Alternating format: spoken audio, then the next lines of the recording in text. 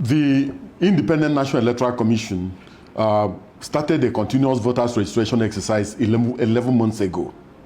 And this particular registration is for those who have attained the age of 18 between the last time we did continuous voters registration exercise, which was 2018, and now. Secondly, it is for those who have never registered in any election whatsoever. Now, if you have registered before and you have lost your PVC, we require you to provide an affidavit to the effect that you have lost your PVC, and then we'll process a new PVC and give to you. If your PVC is defaced and is no longer readable, we can process a new one for you and give you a new PVC, and then you surrender the previous one that has been defaced. Not only that, if you are living in Lagos and you have been transferred to Kano or to Kaduna or to Osun or to Oyo or to Imo State, what you need to do is not to register afresh, but to transfer your registration to a new state, to a new local government, to a new registration area, and to a new polling unit. If you also want to correct information relating to your data that is already in our database, what you need to do is to correct that particular information and not to register afresh. But what people have been doing is that rather than going to go and correct this information, rather than going to report that they have lost their PVC, they go ahead to carry out a new registration.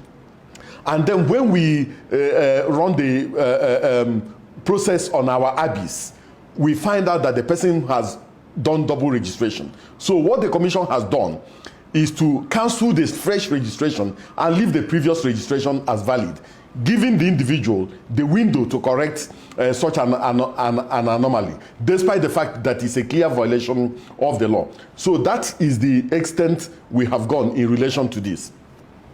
In relation to whether the PVC expires, the PVCs issued by the Independent National Electoral Commission do not expire. Previously, the chip relating to the data of registered voters was domiciled in the permanent voters card.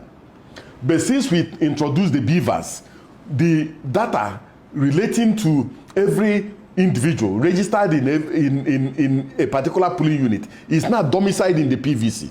So what we do on election day, for purposes of accreditation, is to look at the VIN number, the last 6 digits of the VIN number of the registrant, and we use it to call up the person's data.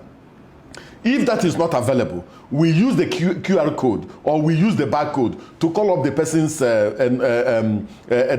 If that is not available, we now use the person's surname to call up the person's data from the BVAS. So our permanent voters cards do not expire. They are valid for all times. The only thing is that if you have lost your own or if it is defaced, you need to go and get a new one. PVCs issued by the Independent National Electoral Commission do not expire because the data relating to each registered voter is domiciled in the BVAS. Okay. Yes.